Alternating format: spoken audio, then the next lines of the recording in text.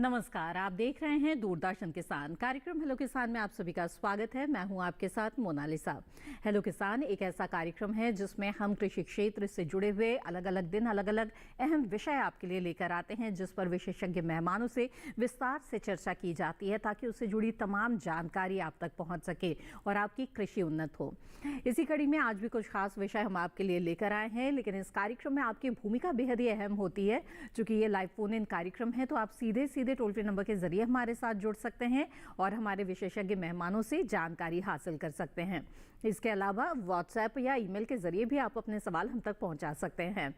तो आइए आपको सबसे पहले हम आज के विषय के बारे में बता दें। पहले व्हाट्सएप नंबर बता देते हैं, 8800520717। ये व्हाट्सएप नंबर है जिसके जरिए आप अपना सवाल भेज सकते हैं हमारे पास और उन सवालों को इस कार्यक्रम में शामिल करने की कोशिश की जाएगी।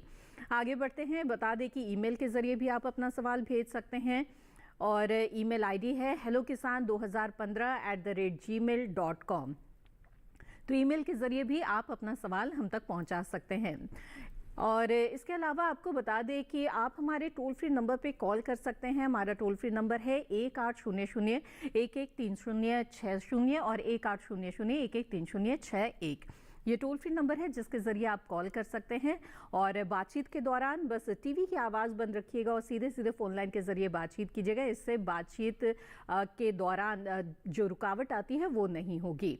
आगे बढ़ते हैं और बता दें कि आज हम किन विषयों पर इस कार्यक्रम में चर्चा करेंगे।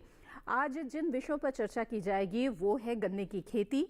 साथ ही इस कार्यक्रम में बात होगी रबी फसलों में बीज की उपलब्धता के बारे में।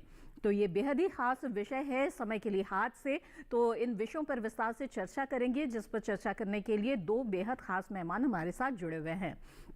तो आइए आपका परिचय करा दें। हमारे साथ है डॉक्टर BS तोमर। आप हैं अध्यक्ष शाकीय विज्ञान संभाग IRI पूसा नई दिल्ली से। बहुत बहुत स्वागत है आपका। इसके साथ ही हमारे साथ इस कार्यक्रम में इस वक्त जुड़े हुए हैं डॉक्टर SK पांडे, पूर्व अध्यक्ष गन्ना प्रजनन संस्थान करनाल हरियाणा से। आपका भी बहुत बहुत स्वागत है इस कार्यक्रम में।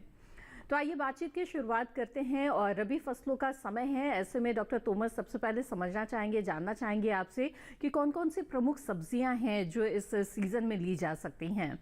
जी देखिए, सर्दी के मौसम में बहुत सारी सब्जियां हैं जिनको हमारे किसान भाई बिजाई कर सकते हैं या रुपाई कर सकते हैं।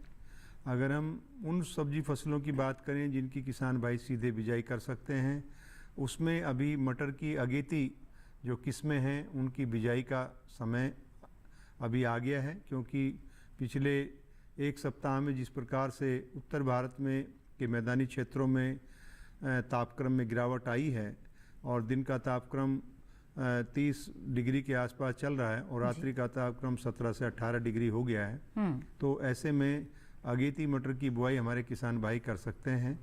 और इसके साथ साथ उनकी उन्नत किस्मों का इस्तेमाल करने की आवश्यकता है। अगर हमारे किसान भाई अगेती सब्जी फसल की मटर लगाना चाहते हैं तो उसमें पूसा श्री एक किस्म है जो हमारे संस्थान के द्वारा विकसित की गई है। वो 75 से 80 दिन में तैयार हो जाती है। पंथ सब्जी मटर 3 है, PSM 3, वो भी तकरीबन 80 दिन में तैयार हो जाती है। और AP3 एक किस्म है, कानपुर विश्वविद्यालय द्वारा विकसित की गई है। तो ये किस्में किसान भाई बिजाई के लिए इस्तेमाल ला सकते हैं। और अगर हम बात करें पत्तेदार सब्जियों में, जैसे पालक है, साग सरसों है, धनिया है, मेथी है, कसूरी मेथी है, और ये सीधे बिजाई के लिए उपयुक्त हैं। इनको किसान भाई अभी लेकर के इनकी सीधे बिजाई की जा सकती है। बिल्कुल, तो कई सब्जियों की बुआई के लिए उपयुक्त समय है। इनकी उन्नत किस्मों के बारे में, इनकी बीज की गुणवत्ता के बारे में विस्तार से चर्चा करेंगे आज के इस कार्यक्रम में। आइए उससे पहले नजर डाल देते हैं इस रिपोर्ट पर। ये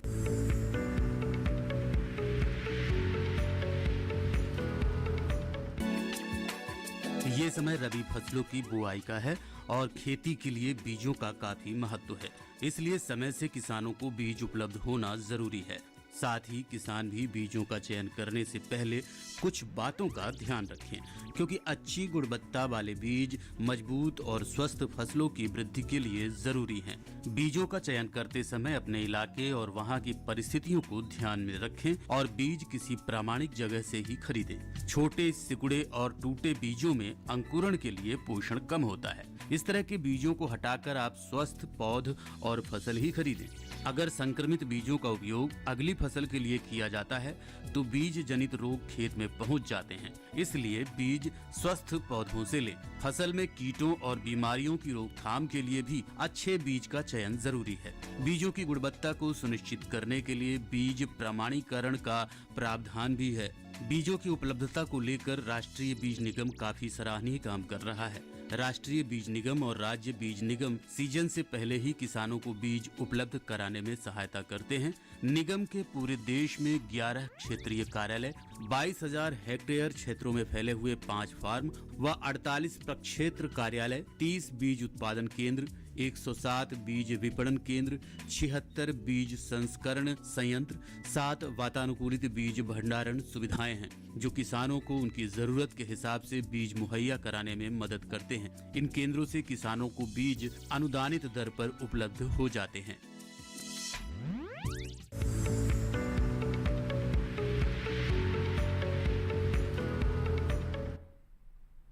जी हाँ, तो ये रिपोर्ट आपने देखी। आइए अब आगे बढ़ते हैं और गन्ने की खेती के बारे में बात करते हैं। डॉक्टर पांडे, आपसे जानना चाहेंगे कि शरदकालीन गन्ने के लिए बहुत ही उपयुक्त समय है और इसकी जो खेती है, व्यावसायिक खेती, वो किसानों के लिए किस लिहाज से महत्वपूर्ण है। मैं चाहूंगी कि सबसे पहले इस पर थोड़ा प्रकाश डालें।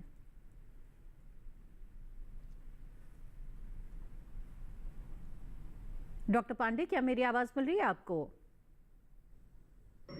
हाँ जी। गन्ना एक नकदी फसल है और इसकी बिजाई का उपयुक्त समय तो अभी चल रहा है जी। और गन्ने की खेती से हमारे किसान भाई बहुत ही इनको बहुत निश्चित आय प्राप्त होती है। गन्ने की खेती से बहुत खुशहाली मिलती है। गन्ने की खेती से हमारे बहुत सारे रोजगार, और अभी वर्तमान समय में गन्ने के मोलेसेस, जिसको शीरा कहते हैं, शीरा से इथेनॉल का भी उत्पादन किया जा रहा है जी। और इसकी जो बगास है, खोई है, इससे भी इसके बहुत सारे बाई प्रोडक्ट्स बन रहे हैं, उत्पाद बन रहे हैं। और इस प्रकार से गन्ना हमारे समाज में एक रूपता जो देता है, समरूपता देता है, रोजगार प्रदान करता है। इसके बाद पूरे समाज में, पूरे देश के चीनी की आपूर्ति कराता है। तो गन्ना एक नकदी फसल के साथ साथ व्यावसायिक फसल भी है और जहां गन्ने की खेती की जाती है, विभिन्न चीनी मिलें अवस्थित हैं, वहां के किसान समृद्ध और संपन्न होते हैं उसकी तुलना में जहां चीनी मिलें नहीं हैं और गन्ना के किसान खेती नहीं करते। बिल्कुल। तो इसलिए गन्ने की जो व्यावसायिक खेती है वो किसानों के लिए काफ़ी अच्छी आमदनी का स्रोत हो सकती है। लेकिन खेती के दौरान किन किन बातों का ध्यान रखें, इस पर विस्तार से करेंगे बातचीत। आइए उससे पहले नजर डाल लेते हैं इस रिपोर्ट पर।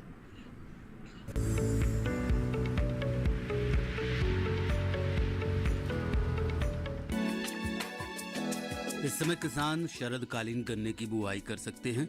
बुआई के लिए पिछले साल शरद ऋतु में बोए गन्ने के बीज लेना अच्छा रहेगा। गन्ना बोने से पहले खेत की तैयारी के समय ट्राइकोडर्मा मिला हुआ पेस्मड गोबर की खाद 10 टन प्रति हेक्टेयर के हिसाब से जरूर उपयोग करें। गन्ने के बीज का चयन करते समय सावधानी बरतें। 9 से 10 महीने की उम्र का गन्ना ही बीज के लिए उपयोग करें। गन्ना बीज उन्नत किस्म, मोटा, ठोस और रोग रहित होना चाहिए। गन्ने की आंख पूर्ण विकसित हो और फूली हुई हो। जिस गन्ने का छोटा पोर हो, फूल आ गए हो, आंख अंकुरित हो या जड़ें निकल आई हो, ऐसा गन्ना बीज के लिए उपयोग नहीं करें। शुद्ध फसल में गन्ने की बुआई 75 सेंटीमीटर और आलू, राई, चना व सरसों के साथ मिलवा फसल में 90 सेंटीमीटर की दूरी पर करें। एक आंख का टुकड़ा लगाने पर प्रति एकड़ 10 क्विंटल बीज लगेगा। 2 आंख के टुकड़े लगाने पर प्रति एकड़ 20 क्विंटल बीज लगेगा। किस्मों का चयन अपने क्षेत्र विशेष को ध्यान में रखकर करें। किसान गन्ने की जल्दी पकने वाली किस्में जैसे कोयल के 14,201, CO 16,034, CO 17,018, CO 15,023 और CO 11,015 लगा सकते हैं। गन्ने में खाद और उर्वरक का इस्तेमाल मिट्टी की जांच के आधार पर करें। जरूरत के हिसाब से पोषक तत्वों का उपयोग करके उर्वरक के खर्च में बचत कर सकते हैं। अगर मिट्टी की जांच नहीं हुई हो तो बुआई के समय प्रति हेक्टेयर 60 से 75 किलो नाइट्रोजन, 60 से 80 किलो फास्फोरस, 20 से 40 किलो पोटास और 25 किलो जिंक सल्फेट का इस्तेमाल करें। गन्ने को दीमक, पेड़ा, अंकुर भेदक और जड़ भेदक कीटों से बचाकर रखें।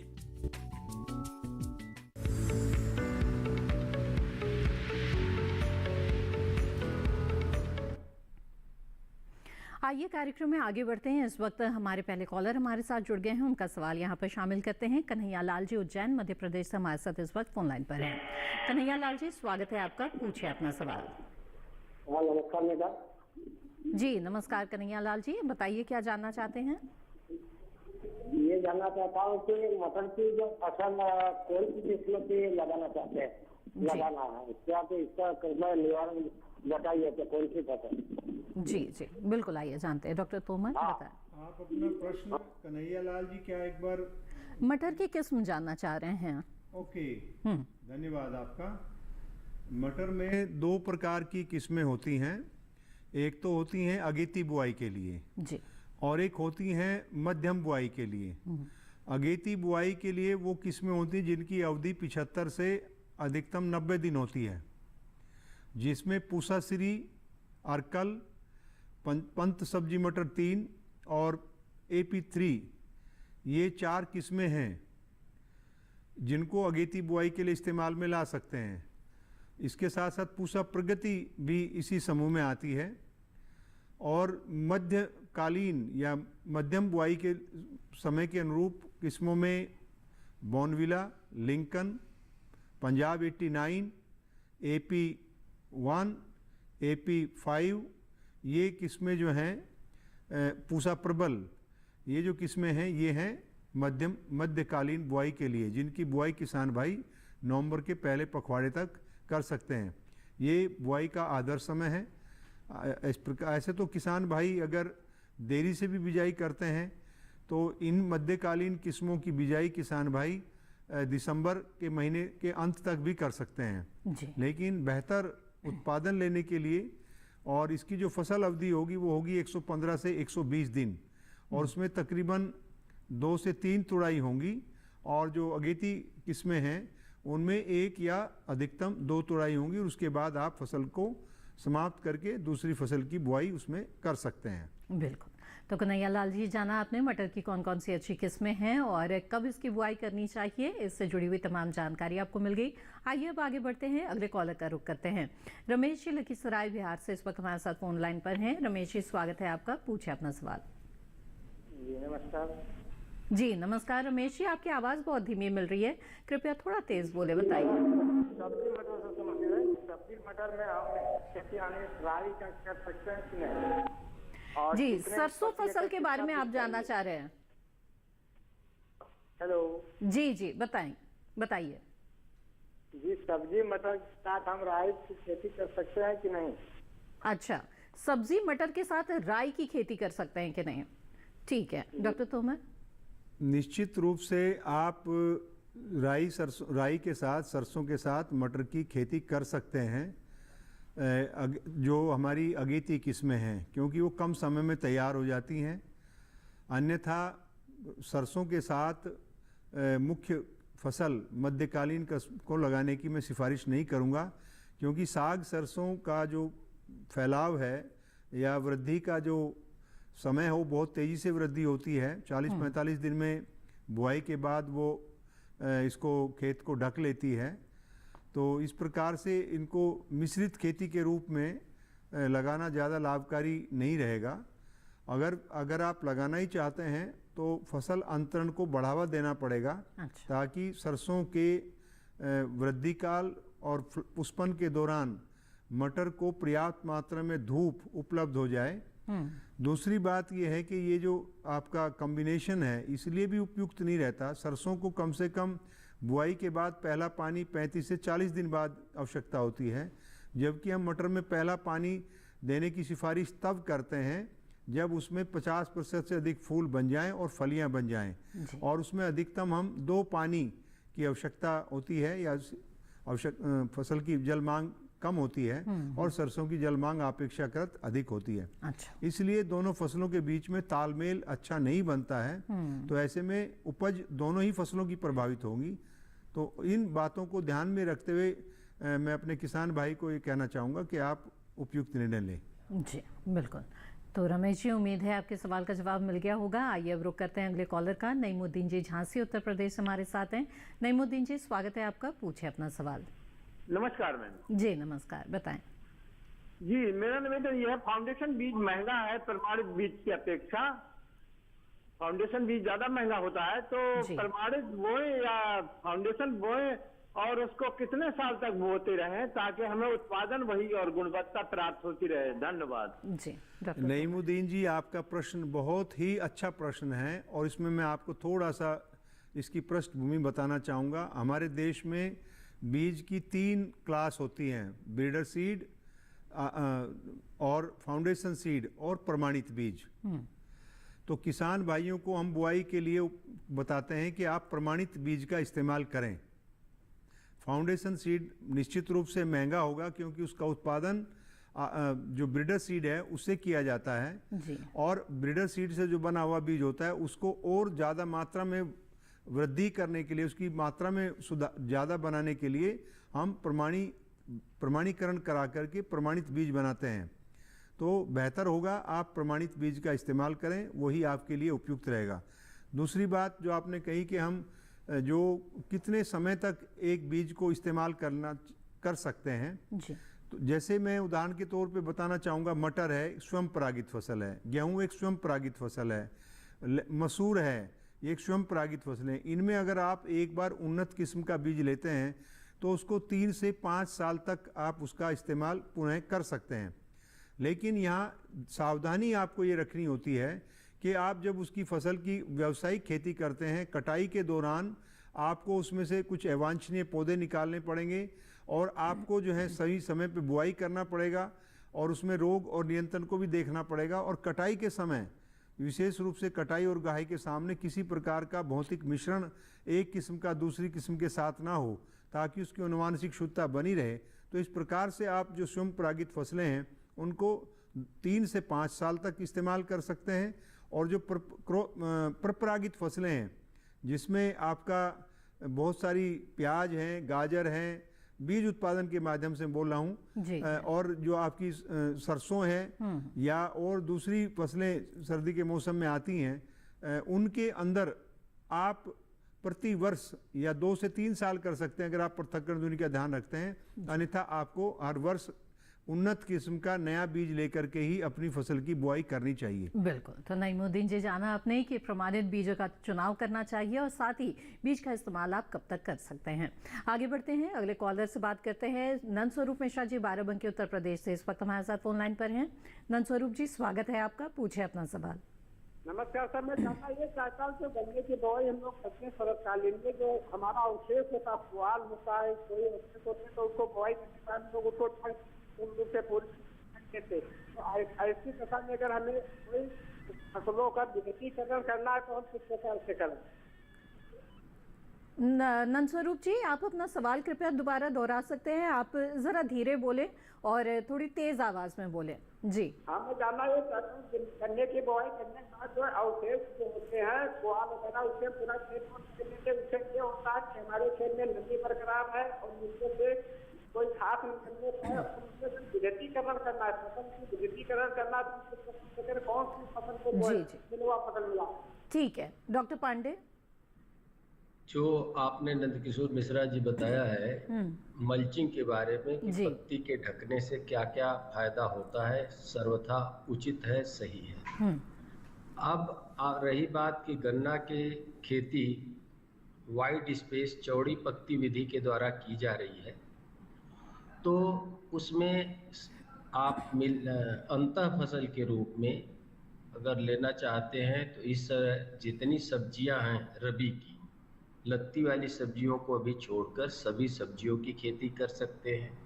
गेंदा की फसल ले सकते हैं, गेंदा का फूल, और पीली सरसों की भी खेती कर सकते हैं।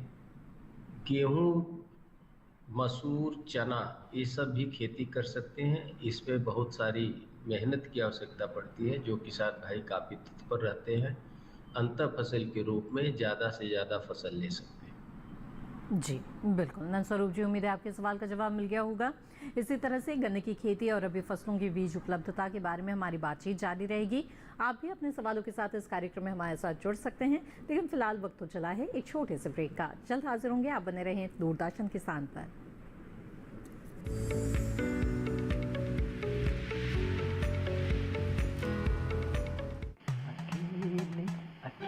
अरे वाह भैया, अकेले अकेले। अरे तू भी ले, पर खाएगा कैसे? मैं ऑर्गेनिक खेती की बात कर रहा रे बेटे। अकेले अकेले खेती कब तक करेगा? मतलब? गांव में 20-25 किसानों का समूह बना के पंजीकरण करवा ले, फिर सरकारी ट्रेनिंग भी मिलेगी और मुफ्त जैविक बीज खाद भी। फिर बीजीएस ऑर्गेनिक की सरकारी मोहर के साथ तेरी उपज आकर्षक पैक में पहुंचेगी बड़े बाजार तक। अच्छा? हाँ। अरे भाई, कहाँ चल दिया? सबको साथ लाने, आमदनी बढ़ाने। तो किसान भाई समझ गए ना? साथ मिलकर ऑर्गेनिक खेती कीजिए, अपनी परंपरा को आगे बढ़ाइए, ज्यादा मुनाफा कमाइए। माटी से प्रेम की परंपरा है परंपरागत खेती।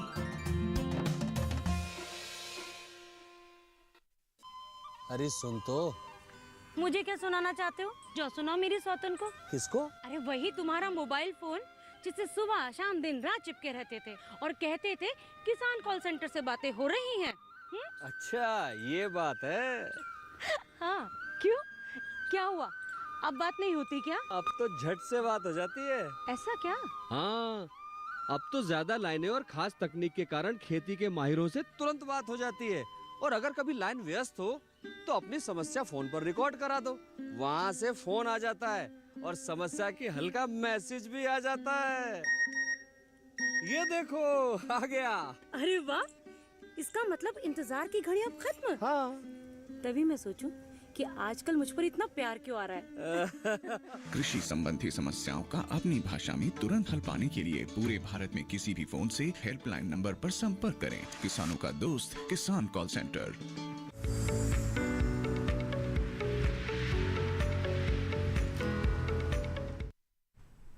ब्रेक के बाद आप सभी का फिर से स्वागत है। आप देख रहे हैं कार्यक्रम हेलो किसान। इस कार्यक्रम में आज हम गन्ने की खेती और रबी फसलों में बीज उपलब्धता के बारे में बात कर रहे हैं।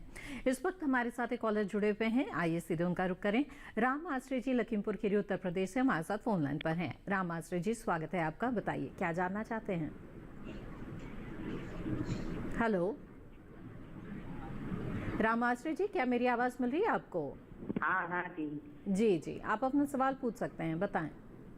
ये मैं जानना चाहता हूँ कि गन्ने को उन्नत किस्में बताइए जी, जो शीघ्र पकने वाली। जी बिल्कुल, आइए जानते हैं। डॉक्टर पांडे बताएं। अभी आपके क्षेत्र में लखीमपुर खीरी या जहाँ भी है, CO 0238 किस्म आगाद किस्म, जो किसानों के लिए और चीनी उद्योग के लिए बड़ी अच्छी ही रही है, जिसमें भी लाल सड़न रोग आने के उपरांत किसान भाइयों को काफ़ी दिक्कत का सामना करना पड़ रहा है कि ऐसी कौन सी वैरायटी, कौन सी गन्ने की उन्नत किस्म है जो CO 0238 के समकक्ष हो या इससे अच्छी उपज देने वाली हो। मैं आपको बताना चाहता हूँ को 0118 को 15023 जी, ये दो अग्रिम आगाद किस्में हैं, जिसमें भरपूर मात्रा में जो काफ़ी उपज भी देगी और इसमें चीनी भी है। तो दो तीसरा है को 98-014, ये गन्ना प्रजनन संस्थान करनाल से निकाली गई वैरायटीज़ है। इसके अलावा उत्तर प्रदेश के लिए को लखनऊ 14201, को शाहजहांपुर 13235, इतनी अगाध किस्में निकाली गई हैं। इसके अलावा पूसा से नई वैरायटी है वो 9301, राजेंद्र गन्ना 5।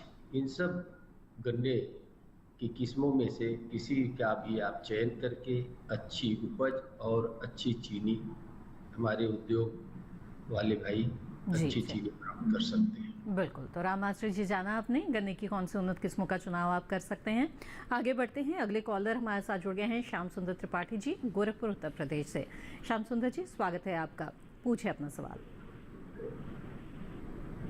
हेलो हेलो जी, श्याम सुंदर जी, आप अपना सवाल पूछ सकते हैं। हाँ मैम, मैं यहाँ गोरखपुर जिला से बोल रहा हूँ। जी हेलो जी जी, हम आपको सुन पा रहे हैं, अपना सवाल पूछें। मेरा सवाल है सर, इस समय सरसों की सरसों की कौन सी जाति है? जी, सरसों की कौन सी वैरायटी लगा सकते हैं? हाँ, कौन सी वैरायटी समय लगाया जाए? ठीक है डॉक्टर तुम।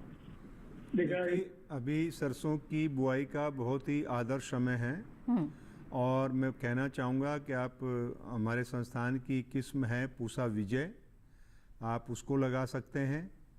पूसा बोल्ड है, पूसा बरानी है, जगन्नाथ है, इन किस्मों में से ले सकते हैं। इसके अलावा हमारी कुछ नई किस्में भी विकसित हुई हैं। पूसा मस्टर्ड 30 है, पूसा मस्टर्ड 31 है, 32 है। इनको भी आप बुआई के लिए इस्तेमाल में ला सकते हैं और 1 एकड़ के लिए कम से कम आपको 1.5 किलोग्राम बीज का इस्तेमाल करना होगा। और आप प्रमाणित बीज या उच्च गुणवत्ता का बीज अपनी सरसों की खेती के लिए अगर आप चुनते हैं तो आपके लिए बेहतर होगा। ये तो हमारे, इसके अलावा हरियाणा कृषि विश्वविद्यालय की RH सीरीज है पूरी सरसों की, अगेती बुआई के लिए, समय से बुआई के लिए। और कई किसान भाई पछेती बुआई की भी बात करते हैं, लेकिन मैं पछेती बुआई के बारे में उतना किसान भाइयों को कहना चाहूँगा, वो एक थोड़ा सा खतरा भरा काम है। अगर फरवरी में तापक्रम में वृद्धि होती है या मार्च में आ जाती है तो उससे उपज प्रभावित होती है। तो आप जो समय से बुआई के लिए किस्में हैं जो मैंने बताई, आप उनमें से किसी का भी चयन करके उसको बिजाई के लिए इस्तेमाल में ला सकते हैं। बिल्कुल। आइए अब आगे बढ़ते हैं, अगले कॉलर इस बीच हमारे साथ जुड़ गए हैं सुधांशु जी, लखीसराय बिहार से, उनसे बात करते हैं। सुधांशु जी, स्वागत है आपका, पूछे अपना सवाल। जी मैम, राजमा का बिहार के लिए कौन सा उन्नत किस्म का चयन कर सकते हैं? मैं जी, राजमे के उन्नत बीज के बारे में आज जानना चाहते हैं। ठीक है डॉक्टर तोमर। राजमा में कई सारी उन्नत किस्में हैं जिसका विकास बनारस हिंदू विश्वविद्यालय द्वारा भी किया गया है, BHU सीरीज के नाम से है। इसके अलावा हमारा राष्ट्रीय स्तर का संस्थान है भारतीय पल्स अनुसंधान संस्थान कानपुर, इन्होंने इनको किस्मों को विकसित किया है और इनकी जो किस्में हैं ये पूर्वी उत्तर प्रदेश और बिहार की क्षेत्रों के अंदर इनका प्रदर्शन अच्छा है, इनका अडेप्टेशन अच्छा है। तो इन दो संस्थान से जो विकसित किस्में हैं आप उनको बुआई के लिए इस्तेमाल में ला सकते हैं राजमा की। जी, आइए अब आगे बढ़ते हैं और डॉक्टर पांडे, मैं आपसे जानना चाहूँगी कि वो किसान जो शरदकालीन गन्ने की फसल लेना चाहते हैं उनके लिए बुआई का उपयुक्त समय क्या रहेगा और किस तरह की मिट्टी जलवायु अच्छी रहती है इसके लिए? शरदकालीन गन्ना की बिजाई के लिए उपयुक्त समय है 15 अक्टूबर से 15 नवंबर तक। जी जी। और गन्ने की खेती के लिए दोमट मिट्टी बहुत ही अच्छी पाई जाती है। और क्या पूछा आपने? मिट्टी, और क्या प्रश्न था आपका?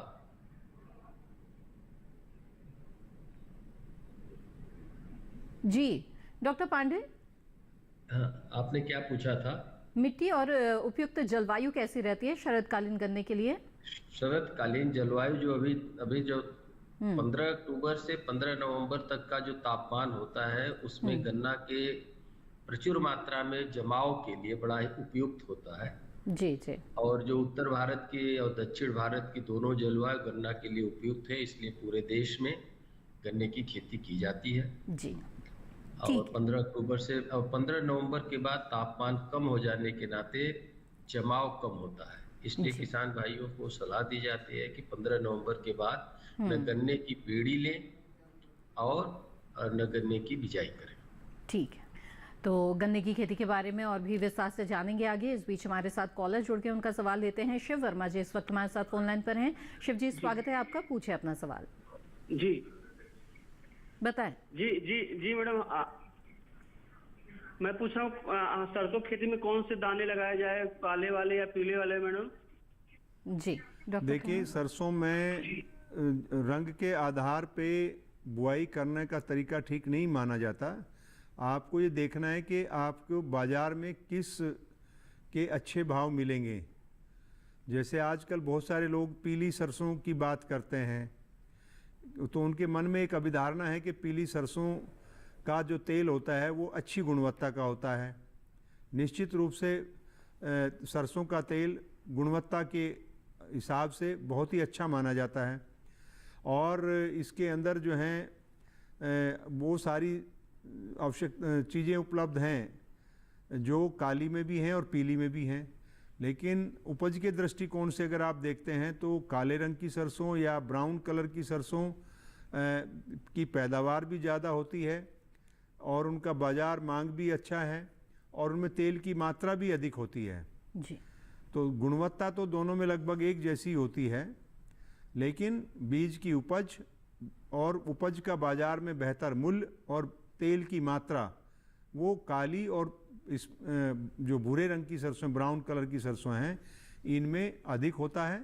ये अपवाद भी हो सकता है, कुछ पीली सरसों की किस्में ऐसी भी हैं जिनमें तेल की मात्रा अच्छी है। तो दोनों ही विकल्प आपके पास हैं। आप अगर गुणवत्ता के दृष्टिकोण से देखें तो पीले रंग के बारे में जो लोगों की अभिधारणा है कि वो पीली सरसों का तेल अच्छा है, लेकिन वो कंपोजिशन के हिसाब से दोनों तेल लगभग एक जैसे ही हैं। जी, तो शिव जी आपके सवाल का ये जवाब था। अब आगे बढ़ते हैं, अगले कॉलर का रुख करते हैं। इस वक्त हमारे साथ फोन लाइन पर नारायण जी जुड़ गए हैं हनुमानगढ़ राजस्थान से। नारायण जी, स्वागत है आपका, पूछे अपना सवाल। हाँ जी जी, बताइए क्या जानना चाहते हैं? सबके बारे में नारायण जी, आपकी आवाज़ हमें साफ साफ नहीं मिल पा रही है, कृपया अपना सवाल दोहरा दीजिए। आपकी आवाज़ हमें साफ साफ नहीं मिल पा रही है, कृपया नेटवर्क क्षेत्र में आकर बात करें और अपना सवाल दोहरा दीजिए। जी बताइए।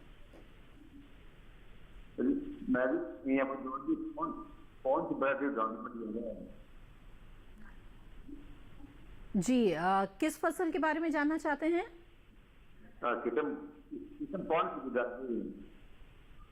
सरसों के बारे में। हाँ जी, ठीक है डॉक्टर तोमर। देखिए, सरसों के बारे में अभी हमने बताया कि बहुत सारी किस्में सरसों के अंदर दो संस्थानों का विशेष योगदान मैं मानता हूं। भारतीय कृषि अनुसंधान संस्थान पूसा का, जिसने सरसों की अगेती, कम अवधि की, मध्यम अवधि की और पूर्ण अवधि की फसलों का विकास किया। इसके अतिरिक्त हरियाणा कृषि, चौधरी चरण सिंह हरियाणा कृषि विश्वविद्यालय द्वारा भी सरसों की किस्मों का विकास किया गया है और साथ ही साथ जो कर्ण नरेंद्र सिंह कृषि विश्वविद्यालय जोबनेर है, उनके यहाँ से भी सरसों का विकास हुआ है। इन तीनों विश्वविद्यालय का सरसों के उन्नयन में और किस्मों के विकास में महत्वपूर्ण योगदान रहा है। तो आप जो हैं हमारे संस्थान की जो किस्में हैं, पूसा मस्टर्ड 30 है, पूसा मस्टर्ड 31 है, 32 है, 33 है या 28 है या पूसा विजय है, इन किस्मों को आप बिजाई के लिए इस्तेमाल में ला सकते हैं। जी जी बिल्कुल। तो नारायण जी, जाना आपने उन्नत किस्मों के बारे में, और इसी के साथ यहाँ पर हेलो किसान कार्यक्रम में वक्त हो गया एक और छोटे से ब्रेक का। जल्द हाजिर होंगे, आप बने रहें दूरदर्शन किसान पर।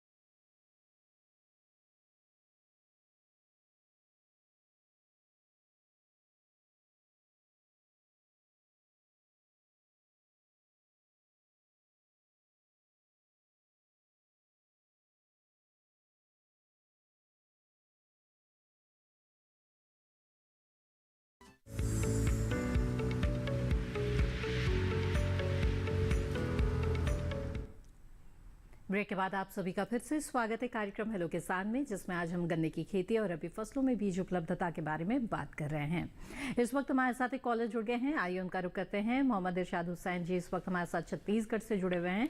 इरशाद जी स्वागत है आपका, बताइए क्या जानना चाहते हैं। मैडम मैं ये जानना चाहता हूँ छत्तीसगढ़ में कर सकते हैं जी, एक बार फिर से अपना सवाल दोहरा दीजिए। छत्तीसगढ़ में किस फसल को लेना चाहते हैं? जी मैम। कौन सी फसल लेना चाहते हैं?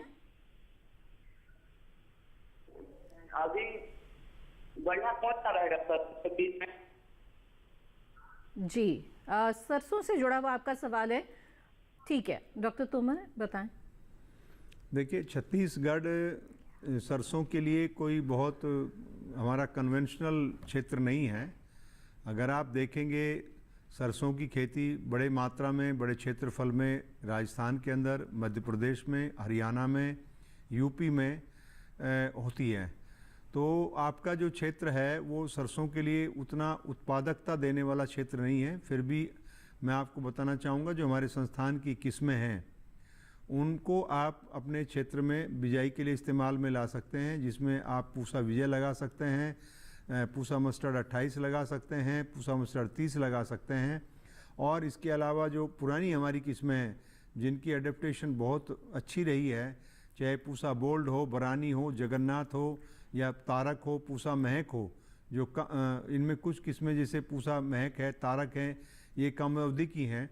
आपके क्षेत्र में कम अवधि की जो सरसों की किस्में हैं, पूसा मस्टर्ड 26 है, 28 है, 27 है, और ये जो हमारी महक है और तारक हैं, ये किस्में आपके लिए बेहतर हो सकती हैं, जिनको आप अपने छत्तीसगढ़ के क्षेत्र में लगा सकते हैं। जी बिल्कुल। आइए अब आगे बढ़ते हैं और अगले कॉलर का सवाल लेते हैं। इस वक्त हमारे साथ कैलाश प्रजापति जी जुड़ गए हैं उज्जैन मध्य प्रदेश से। कैलाश जी स्वागत है आपका, पूछे अपना सवाल। हाँ नमस्कार जी नमस्कार, बताइए। हाँ कैलाश प्रजापति जामदा मुखा जिला उज्जैन है। हाँ हाँ। टीवी की आवाज बंद कर दीजिए कैलाश जी, बातचीत में रुकावट आएगी। गेहूं की फसल इस महीने में मतलब लगाने के बाद में नवंबर में। कैलाश जी कृपया टीवी की आवाज बंद कर दीजिए, बातचीत में रुकावट आ रही है। साफ साफ बताएं, अपना सवाल दोहरा दीजिए।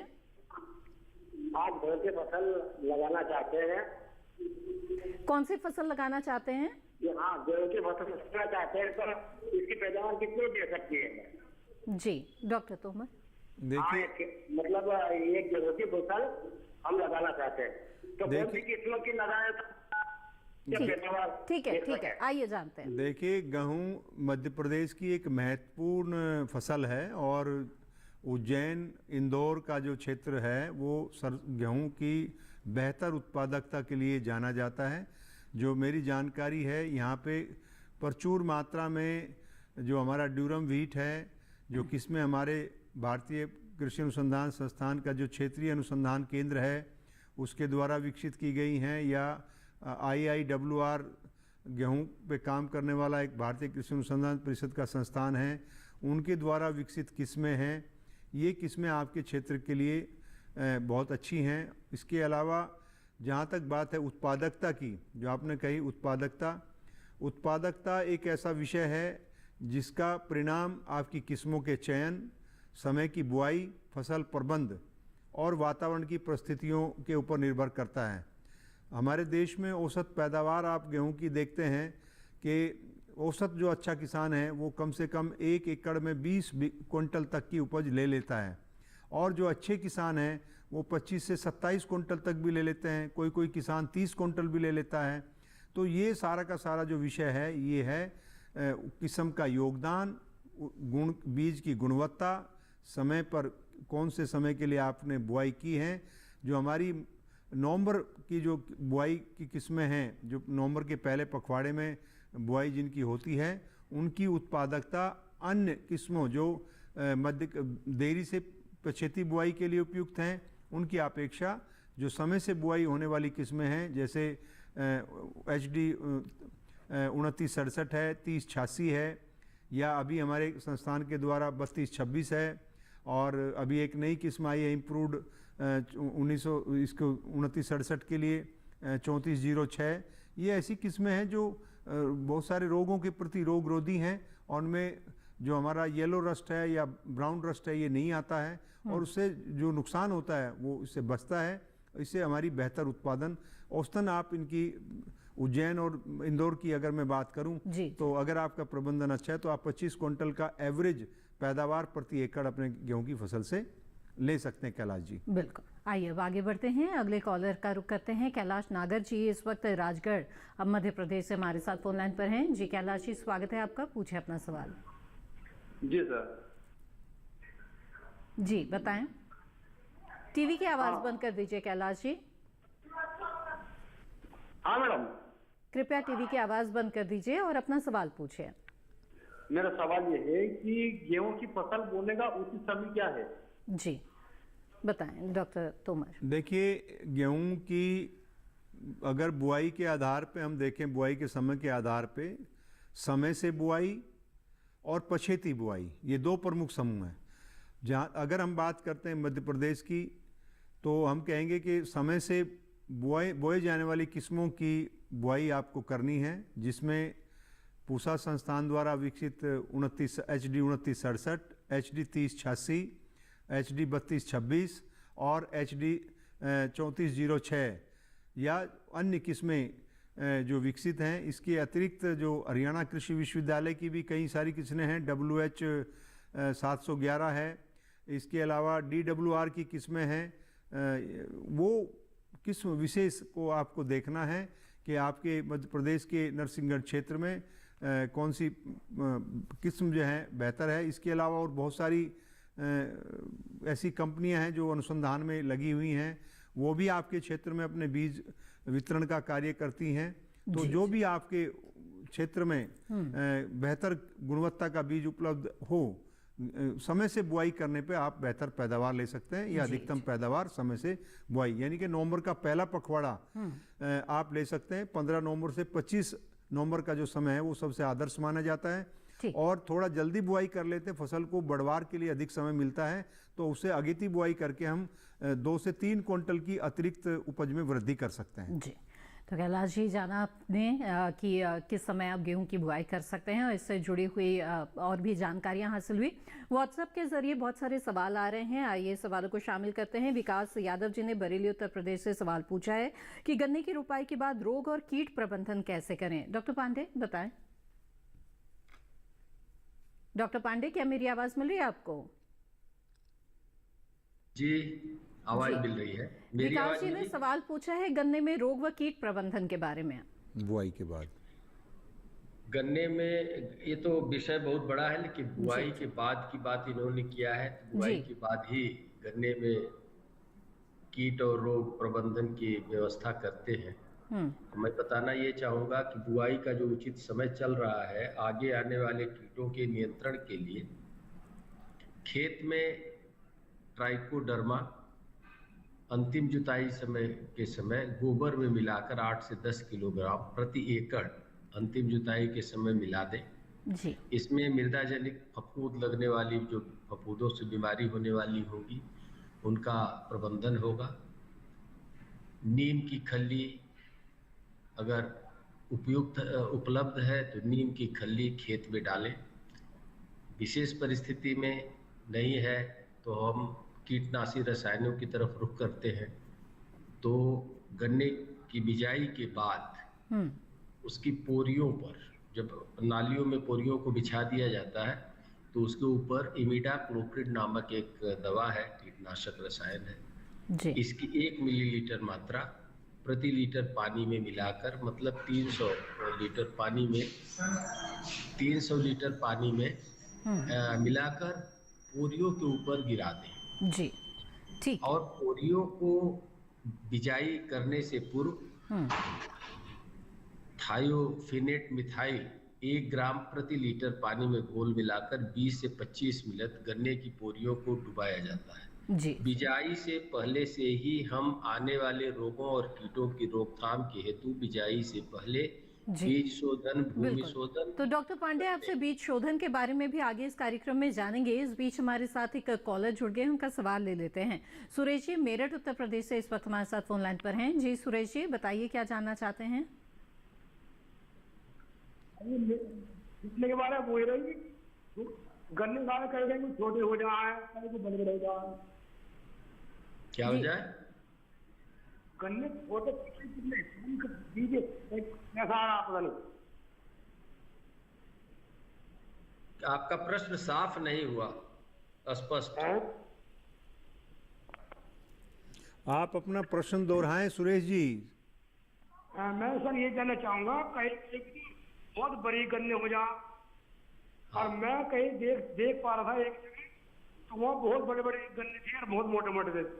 सर मैं बहुत लागत बहुत लगाऊं। तो आप अभी आपके खेत में गन्ने की कौन सी किस्म है? CO 0238 की खेती आप कर रहे होंगे? हाँ जी बिल्कुल। क्योंकि पूरे उत्तर प्रदेश में 84.3% खेती पूरे प्रदेश में CO 0238 किस्म की ही की जा रही है, और यह बड़ी अच्छी किस्म है, बड़ी मोटी लंबी किस्म है। लेकिन अगर इसकी खेती आप करना चाहते हैं, क्योंकि बीमारी आ गई है, मैं सलाह दूंगा कि इसकी खेती न करें। इसके अलावा अन्य, यह 15 साल बूढ़ी किस्म हो गई है, और इसकी देखभाल उचित नहीं आने पर इसमें लाल सड़न नाम की बीमारी भी आ गई है। अब ये वैरायटी जाने वाली है, और इस किस्म के बारे में नहीं सोचना। इससे अच्छी किस्म है जिसको मैं आपको बता रहा हूँ। अब आगे आप CO 0238 के अलावा CO 0118, CO 0118, CO 15023, CO 98014, इन 3 किस्मों में से किसी का चयन करें। गन्ना मोटा है, उपज भी अच्छी देता है, और गन्ने की मोटाई और गन्ने की पतला होने के बहुत सारे कारण हैं। उसका जो कृषि प्रबंधन है, बिजाई से लेकर कटाई तक, समय समय पर जो उचित मात्रा में खाद देना है, बीज के समय क्या व्यवहार करना, बुआई के समय, ये सारी चीज़ों को करते समय चलें, और अनुशंसित मात्रा में खाद, उर्वरक, दवा सबका व्यवहार करें, तो निश्चित रूप से, और निकाई गुड़ाई जितनी है, मिट्टी चढ़ाना, गन्ने को बांधना, समय समय पर पानी देना, सारे कार्यक्रम को हम करते हुए चलेंगे तो निश्चित रूप से हमारा गन्ना मोटा होगा। एक ध्यान देने वाली बात है कि चौड़ी पत्ती विधि में और ट्रेंच में गन्ना लगाएं। 4 से 5 फीट की दूरी पर कतार से कतार को रखें, और अपने बीज को कम से कम 1 फुट नीचे जमीन में डालें। इससे आपकी आने वाली फसल काफी स्वस्थ, मोटी और काफी हेवी पैदावार देने बिल्कुल। तो सुरेश जी, जाना आपने कि गन्ने की अच्छी पैदावार हासिल करने के लिए आपको किन किन बातों का ध्यान रखना चाहिए। इसी तरह से गन्ने की खेती और अभी फसलों के बीज उपलब्धता के बारे में बातचीत जारी रहेगी, लेकिन फिलहाल कार्यक्रम में वक्त हो गया है एक और छोटे से ब्रेक का। जल्द हाजिर होंगे, आप बने रहें दूरदर्शन किसान पर।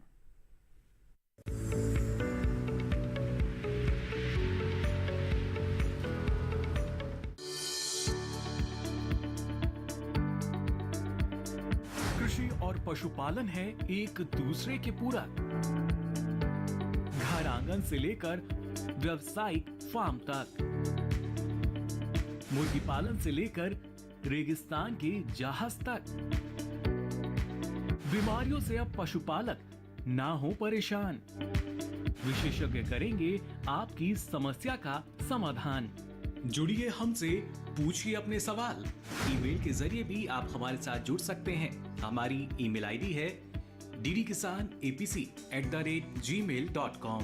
हमारे टोल फ्री नंबर हैं 1800-113060 और 1800-113061। देखिए अपना पशु चिकित्सक हर रविवार शाम 6:30 बजे दूरदर्शन किसान चैनल पर।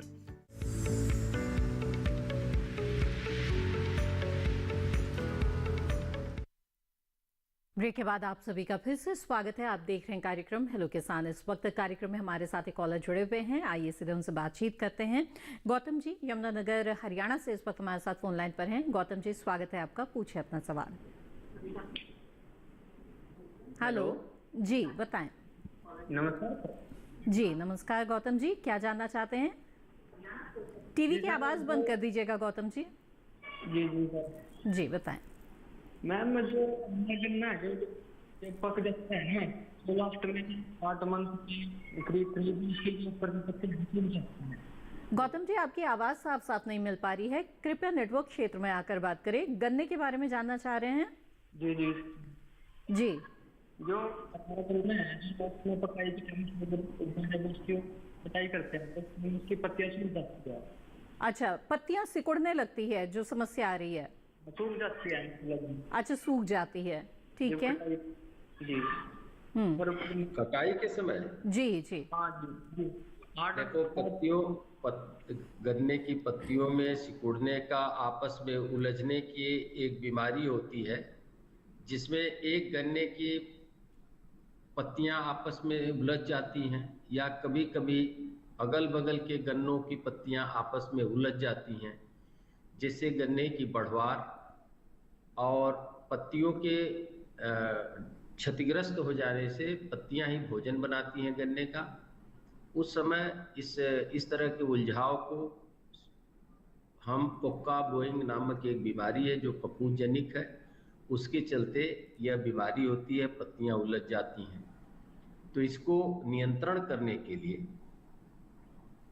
जैसे आपकी फसल 45 से 50 दिन की होती है या 2 महीने की होती है, उस समय शुरू की अवस्था में आपको इसके लक्षण दिखाई देते हैं, लेकिन आम किसान समझ नहीं पाते। उस समय हम किसी भी फफूंदनाशी रसायन जो जैसे बेबिस्टिन है, बेबिस्टिन नामक फफूंदनाशी रसायन की 1 ग्राम मात्रा 1 लीटर पानी में घोल बनाकर उसमें थोड़ा स्टिकर या शैम्पू मिलाकर छिड़काव करें। अगर इसके अलावा फिर जुलाई के महीने में एक छिड़काव, अगर पत्तियां आपस में उलझती हुई महसूस हो रही हैं, प्रतीत हो रही हैं, तो एक छिड़काव पुनः करने की आवश्यकता है। ठीक है। अन्यथा यह बीमारी इतनी आर्थिक नहीं क्षति नहीं करती है अगर एक छिड़काव कर दिया जाए। जी डॉक्टर एस के पांडे, आप लगातार हमारे साथ जुड़े रहें और गन्ने की खेती से जुड़ी हुई अहम जानकारियां आपने दी। आपका बहुत बहुत धन्यवाद हमारे साथ जुड़ने के लिए। बहुत बहुत आपका भी। जी आइए अब कार्यक्रम में आगे बढ़ते हैं और अगले कॉलर का रुख करते हैं। हमारे साथ हसन अली जी भोपाल मध्य प्रदेश से फोन लाइन पर हैं। हसन जी, स्वागत है आपका, पूछे अपना सवाल। हेलो। हाँ, गेहूँ अच्छी हाईब्रिड में गेहूँ अच्छी पैदावार वाली। अच्छा, किस्म कौन सी है, किस्म पूछना चाह रहा हूँ। ठीक। देखिए हसन अली जी, गेहूं में कोई संकर किस्म अभी व्यापक रूप से खेती में नहीं है, तो आप अभी संकर किस्म का इस्तेमाल नहीं कर सकते। कुछ एक कंपनियां, प्राइवेट क्षेत्र की कंपनियां संकर गेहूं का बीज का प्रचार प्रसार कर रही हैं, तो मैं उनको कहूँगा कि अभी गेहूं की संकर किस्मों का विकास उतने स्तर पर नहीं हुआ है जिसको हम व्यावसायिक रूप से फैला सकें। जी। तो आप गेहूं की अगर खेती कर रहे हैं तो संकर गेहूं की अपेक्षा आप उन्नत किस्म लगाइए, समय से लगाइए और उनका बेहतर प्रबंध करिए, तो उतनी ही उत्पादकता आपको उनसे मिल जाएगी। बिल्कुल। तो हसन अली जी, उम्मीद है आपके सवाल का जवाब मिल गया होगा। आगे बढ़ते हैं। व्हाट्सएप के जरिए सवाल भेजा है गौरव पांडे जी ने, जिन्होंने अपना स्थान नहीं लिखा है और ये जानना चाहते हैं कि मटर की खेती में किस खाद का प्रयोग करें और अगेती मटर की बुआई कब तक करें। जी, अगेती मटर की बुआई किसान भाई जो हैं 25 अक्टूबर तक कर सकते हैं, अक्टूबर के अंतिम सप्ताह तक कर सकते हैं। जी। तो ये तो रही बुआई का समय। और उसमें जहाँ तक उर्वरकों की बात है, हमारे किसान भाई अगर खेत की तैयारी करते समय 1 एकड़ में अगर 8 से 10 गाड़ी सड़ी हुई गोबर की खाद का इस्तेमाल कर लें तो उन्हें बुआई के समय 20 किलोग्राम नत्रजन और 30 किलोग्राम फास्फोरस और 25 किलोग्राम पोटास प्रति एकड़ की दर से अगर इस्तेमाल करते हैं तो वो मटर के लिए पर्याप्त रहेगा। और अगर बीजों का उपचार कर लें, राइजोबियम का टीका लगा दें, तो उससे नत्रजन की मात्रा में और कमी लाई जा सकती है। बिल्कुल। तो मटर इसको टीके को बहुत रेस्पॉन्स देती है। अगर हमारे किसान भाई राइजोबियम का टीका लगाते हैं, लगा करके बिजाई करते हैं सब्जी मटर की, या अन्य दलहनी फसलों की, उससे जो है नत्रजन में 15 से 20% इस्तेमाल में और कमी लाई जा सकती है। बिल्कुल। तो गौरव जी, ये था आपके सवालों के जवाब। और डॉक्टर वी.एस. तोमर, आपका बहुत बहुत शुक्रिया हमारे साथ इस कार्यक्रम में शामिल होने के लिए। नमस्कार, धन्यवाद। तो विस्तार से जाना आज आपने रबी फसलों की खेती के बारे में और गन्ने की खेती के बारे में। उम्मीद है कि इन जानकारियों का लाभ आप ज़रूर उठाएंगे। आगे बढ़ते हैं और अगले विषय के बारे में आपको बता दें। हेलो किसान में जो अगला विषय रहेगा जिस पर विस्तार से चर्चा की जाएगी वो है पशुपालन में भारत सरकार की योजना। साथ ही कार्यक्रम के दौरान बात होगी मुर्गी पालन के बारे में। इस बीच आप अपने सवाल हमें भेज सकते हैं ईमेल के जरिए। नोट कर ले ईमेल आईडी। हमारा ईमेल आईडी है hellokisan2015@gmail.com। इसके अलावा दूरदर्शन किसान के कॉल सेंटर नंबर पर भी आप कॉल कर सकते हैं और अपना सवाल दर्ज करा सकते हैं। हमारा टोल फ्री नंबर है 1800-113060। सोमवार से शनिवार सुबह 6 बजे से रात 10 बजे के बीच कॉल करके आप अपने सवाल दर्ज करा सकते हैं। साथ ही हेलो किसान कार्यक्रम को आप दूरदर्शन किसान के यूट्यूब चैनल पर कभी भी देख सकते हैं। इसके लिए टीवी स्क्रीन पर दिखाए जा रहे इस QR कोड को स्कैन करें। इसके साथ आज के इस कार्यक्रम में बस इतना ही। हमें दीजिए इजाजत। आप बने रहें दूरदर्शन किसान पर। नमस्कार।